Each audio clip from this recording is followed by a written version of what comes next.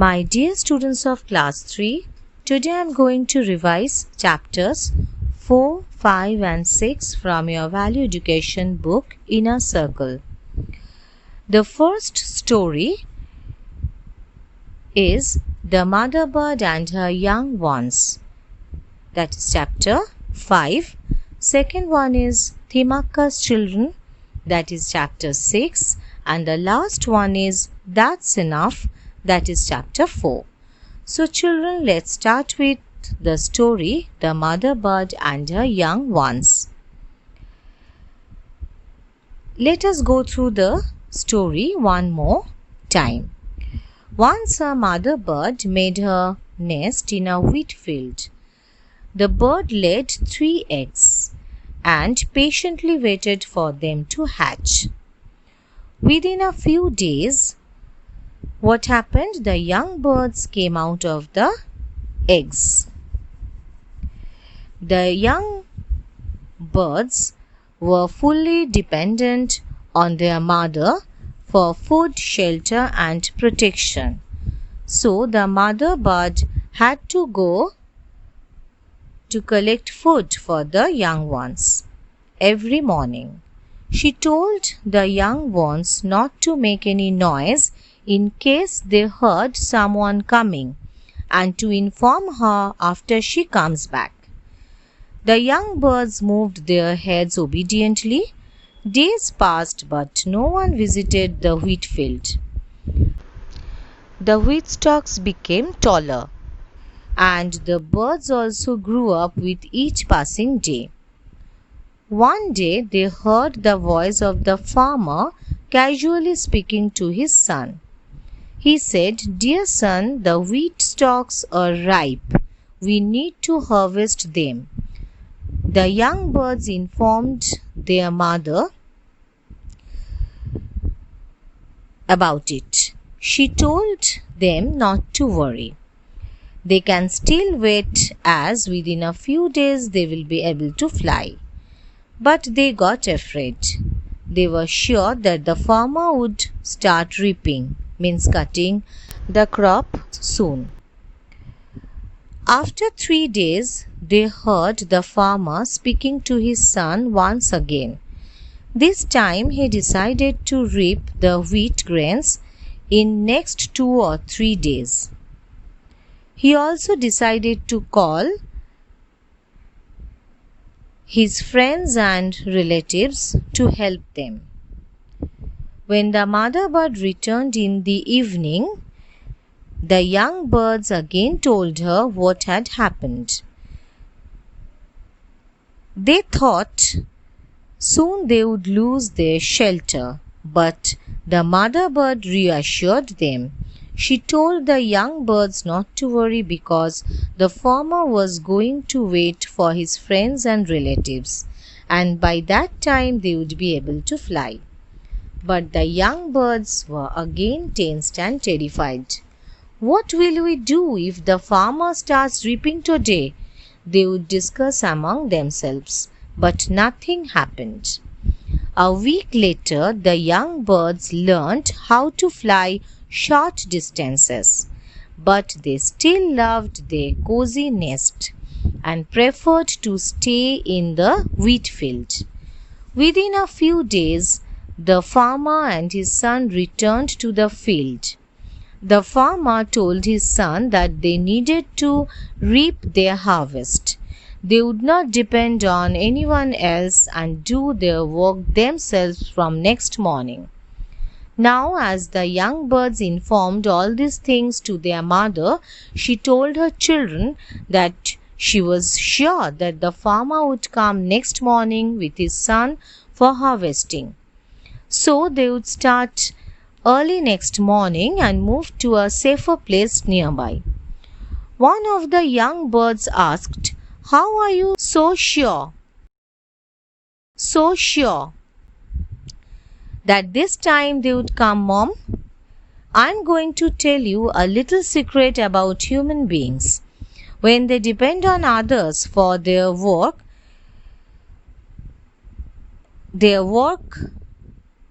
gets delayed. The moment they decide to do their duties on their own, their work surely gets done. The mother bird replied, and this is the moral of the story. We should not depend on anyone else for anything. We should do our duties on our own. The birds moved to a safer place. So this was the story. Hope now you remembered the story. Let me revise questions and answers from the story. Answer the following questions briefly. Answer the following questions briefly. Question number 1. Where did the mother bird make her nest? Where did the mother bird make her nest? You know the answer very well. The mother bird made her nest in a wheat field. The mother bird made her nest in a wheat field. Question number 2. Who came to harvest the field? Who came to harvest the field? It's an easy one. The farmer and his son came to harvest the field. The farmer and his son came to harvest the field. Question number 3. Did the farmer's friends and relatives come for their help in the end? Did the farmer's friends and relatives come for their help in the end? You know it very well. No, the farmer's friends and relatives did not come for their help in the end. No, the farmer's friends and relatives did not come for their help in the end. Question number 4. What did you learn from the story The Mother Bird and Her Young Ones? What did you learn from the story The Mother Bird and Her Young Ones? We learned from the story The Mother Bird and Her Young Ones that we must do our duties on our own. I'd like to repeat. We learned from the story The Mother Bird and Her Young Ones that we must do our duties on our own. Now let's move on to the objective type questions. First one, answer in one word. Answer in one word. Number 1. The mother bird went out every morning to bring it. The mother bird went out every morning to bring it. Number 2. They moved to a safer place. They moved to a safer place. Number 3. We must do it on our own. We must do it on our own. Next one. Write whether the following sentences are true or false. Write whether the following sentences are true or false. Number 1. The farmer was speaking to his wife. The farmer was speaking to his wife. Number 2. The mother bird laid 3 eggs. The mother bird laid 3 eggs. Number 3. The young birds loved their cozy nest. The young birds loved their cozy nest. Last one, fill in the blanks. Fill in the blanks. Number 1. The farmer and his son brought dash and started harvesting the dash. The farmer and his son brought dash and started harvesting the dash. Number 2. The young birds came out of the dash. The young birds came out of the dash. Number 3. The mother bird went out every morning to bring dash for the young ones. The mother bird went out every morning to bring dash for the young ones. Now let's move on to the next story, that is Thimakka's Children, chapter 6. Do you remember the story? Okay, let me tell you the story briefly once again. Thimakka was married at a very young age to Chikanna. They lived in Halikul village in Karnataka. A few years after their marriage, they realized that they couldn't have children. So they became very sad. But they didn't stop there. They wanted to do something useful with their life. They wanted to do something for others, something that everyone would remember. At that time, people from their village had to often go to a nearby village called Kudur. The distance between those two villages was about 3 kilometers. Nearly 50 years ago, the road between these two villages was dusty, dirty and dry. People had to face lots of difficulties in traveling between the two villages. So Thimakka and Chikanna decided to plant trees along this road. They thought that if the trees grew well, the shade would help the villagers later. People mocked at them, but they didn't change their planning. At first, they raised young saplings in a nursery nearby. Then they shifted these saplings carefully and planted them all along the road from their village to Kudur. Thimakka would carry 2 pots, one on her head and another on her hip. Chikanna would carry 2 pots hanging on the ends of a pole, which he carried on his shoulder. Every day they had to water the plants, carrying 40 to 50 pots a day. So it was not an easy task at all, and they did it not for themselves but for others. Within a few years, they planted close to 300 trees. Years passed and the couple worked very hard not only to water the plants but also to protect them from cattle. They took care of the plants very well and considered the plants as their children.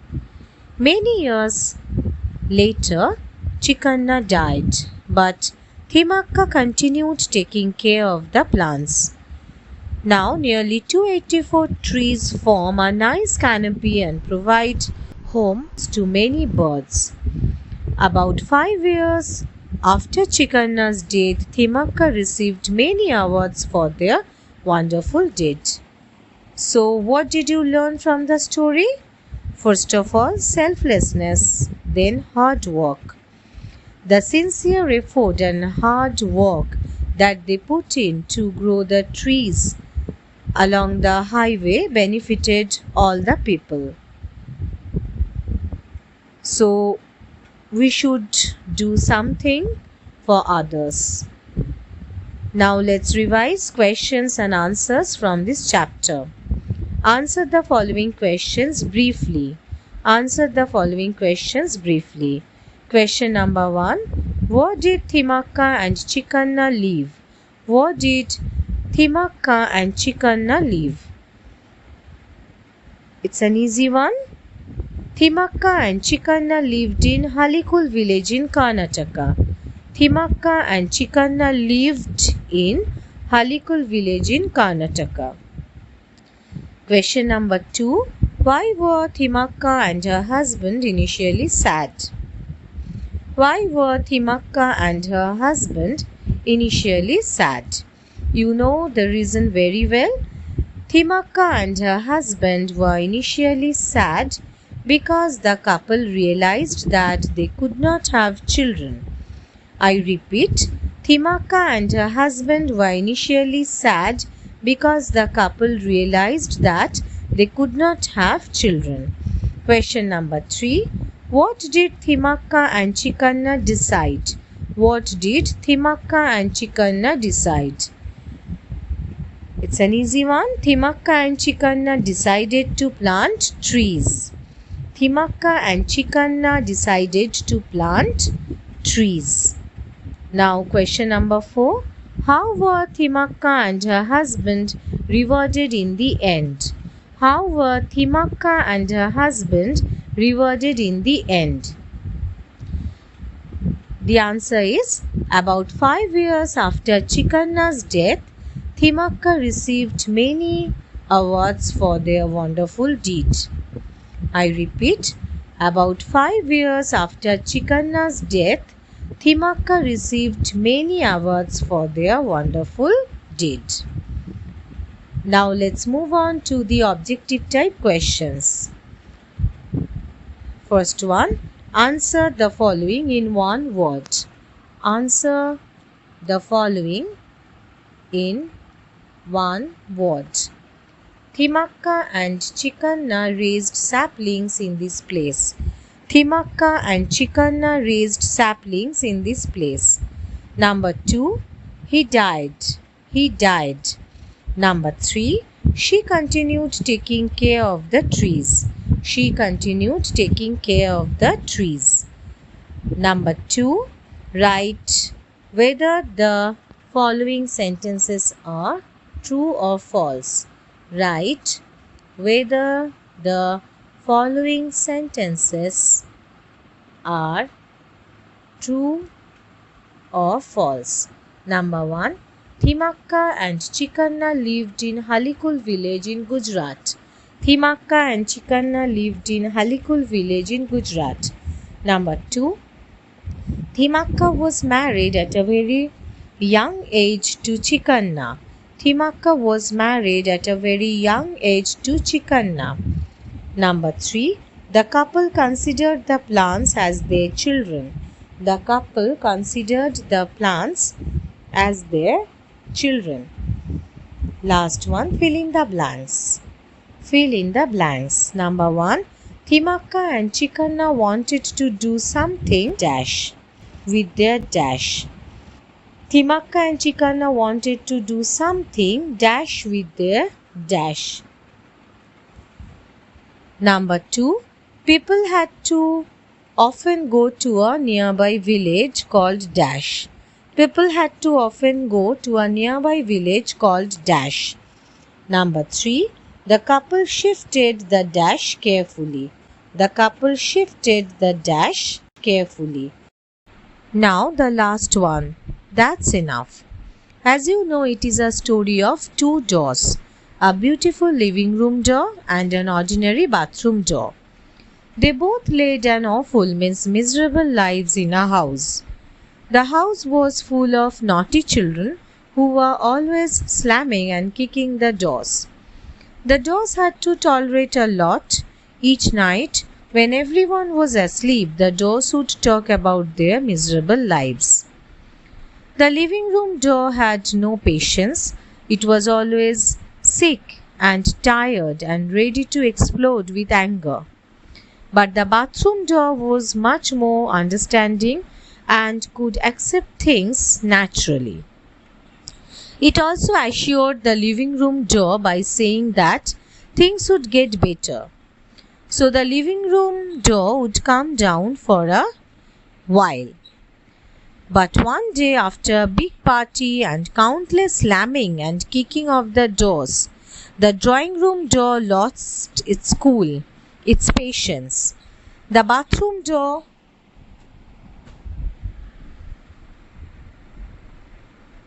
could not calm him down. Okay, that's enough. The next time someone slams me, I'm going to break, and they will learn a lesson. The living room door shouted in anger. The next day something happened in the house. The first time the living room door was slammed, it broke, and this caused a great confusion in the house. The children were warned to be more careful. The living room door was very proud about what he had just done. He was happy to be able to take a sweet revenge. However, the owners of the house did not repair the door. They decided to replace it. The old door was removed and thrown outside next to the rubbish. Now the beautiful living room door understood what it had done. For not being able to adjust with little difficulties, it now found itself thrown out, waiting to be turned into sawdust. On the other hand, his friend, the ordinary bathroom door, remained in its place, and the children treated it with care. Luckily, the living room door did not end up as sawdust. A poor man found him amongst the rubbish and used it. The door in turn was happy to have a chance to be a proper door again. So in short, we need to be calm and patient and do our duties well. Now you remember the story? So let's do exercises from the story as the part of revision. First one, answer the following questions briefly. Answer the following questions briefly. Question number 1. Which door was impatient? Which door was impatient? It's an easy one. Yes, the living room door was impatient. The living room door was impatient. Question number 2. Which door was more tolerant of the two? Which door was more tolerant of the two? You know the answer very well? Yes, the bathroom door was more tolerant of the two. The bathroom door was more tolerant of the two. Question number 3. Did the bathroom door ever lose its patience? Did the bathroom door ever lose its patience? The answer is no. The bathroom door never lost its patience. I repeat, no. The bathroom door never lost its patience. Question number 4. What happened to the bathroom door in the end? What happened to the bathroom door in the end? The answer will be the bathroom door remained in its place and the children treated it with care. I'd like to repeat, the bathroom door remained in its place and the children treated it with care. Question number 5. What did the children do with the doors? What did the children do with the doors? The answer is the children were always slamming and kicking the doors. The children were always slamming and kicking the doors. Now question number 6. Who found the living room door amongst rubbish? Who found the living room door amongst rubbish? So who found the living room door? A poor man found the living room door amongst rubbish. A poor man found the living room door amongst rubbish. Question number 7. What is the moral of the story? That's enough. What is the moral of the story? That's enough. The moral of the story is always very important. Yes? Yes. So the moral of the story, that's enough, is that we need to be calm and patient and do our duties well. I repeat, the moral of the story, that's enough, is that we need to be calm and patient and do our duties well. Now objective type questions. Number 1. Answer the following in one word. Answer the following in one word. Number 1. They would talk about their miserable lives. They would talk about their miserable lives. Number 2. There lay the beautiful living room door. There lay the beautiful living room door. Number 3. The living room door was waiting to be turned into it. The living room door was waiting to be turned into it. Next one. Write whether the following sentences are true or false. Write whether the following sentences are true or false. Number 1. The house owners decided to replace the broken door. The house owners decided to replace the broken door. Number 2. The living room door was tolerant with the children. The living room door was tolerant with the children. Number 3. A rich man took the living room door home. A rich man took the living room door home. Now fill in the blanks. Number 1. There were once dash doors in a dash. There were once dash doors in a dash. Number 2. The house was full of dash children. The house was full of dash children. Number 3. The dash were warned to be more dash. The dash were warned to be more dash. So please do revise the chapters discussed. Take care. Thank you.